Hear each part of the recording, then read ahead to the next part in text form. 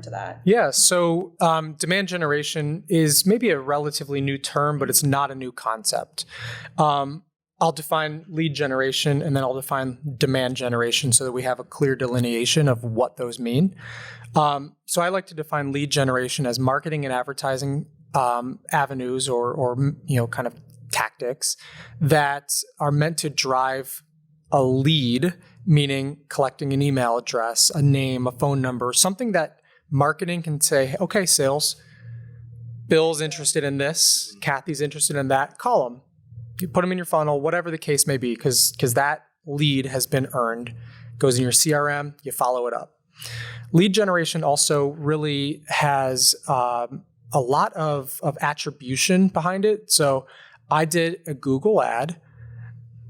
This person clicked on the ad, went to that landing page, filled out that form, opened that email as an auto response. I can see that attribution clearly.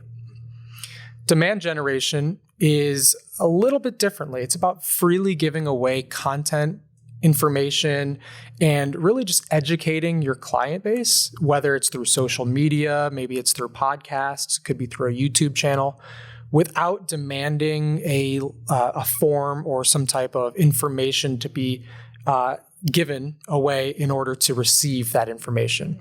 So a classic example of lead generation is like the webinar. Sign up for our webinar, and then everyone knows what's going to happen. You're going to sign up and you're going to get 1,000 emails before the webinar. You're going to watch it or maybe not watch the webinar, and then you're going to 1,000 emails afterwards.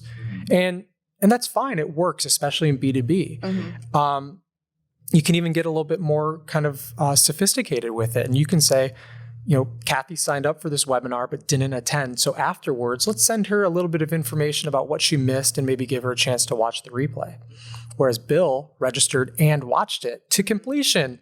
Let's send him information. He must be more qualified. And you can get a little bit more sophisticated with that. And that's a great example of classic lead generation. Demand generation could be just, we're going live on LinkedIn. We're going to talk for 45 minutes with this industry expert. And there's just no requirement. Just show up. Yeah. There's no requirement to give us your email address. There's no demand follow-up or email funnels or anything like that. But the value, the content is still there.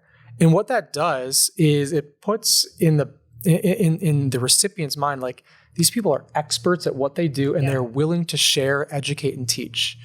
And so that person has a positive reaction in their mind. And it's like, I like this person. Yeah. Next time you see them on LinkedIn, you're going to follow or like or share, or whatever the case may be. And I'm saying LinkedIn, but it could be Instagram Live. It could be TikTok Live. It could be, whatever, right? It could be a YouTube channel. It just helps to create demand around the service or the product that you provide. So an example of demand generation, we're doing some renovations on our house, and I'm looking up things like best way to repair plaster walls. And I see, I'm making this example up, Joe's YouTube channel, Joe's Plaster Wall Guy. Maybe there's one. Shout out, Joe.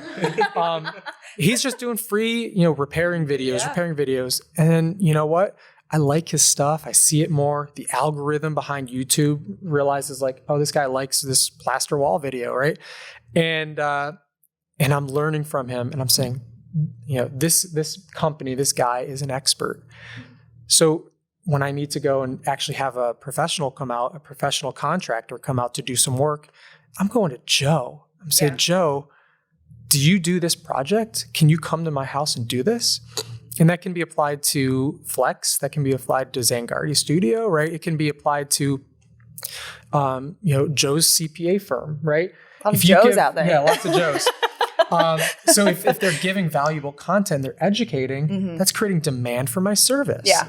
And so that when that person goes from just casually looking to like really qualified and ready to buy, you're the first person they think of. Yeah. And that's the value behind demand generation, is you're educating, you're informing, you're in some way persuading without actually saying, fill out this form to get this information. Give me something back. Yeah. It's less quid pro quo. Yeah. I think COVID has really helped that too, because so many people obviously spend a lot of time at home. And so what happened is consumers are so educated now. They were before, right? Because of the availability of information and the internet. But now they had the time. And even as we transition back again, there's still people who are going to spend the time to look for information. So I've said this, if you follow me on LinkedIn for like, I don't know, past 2 years, you have to be giving it away because somebody else is, your competition is doing that.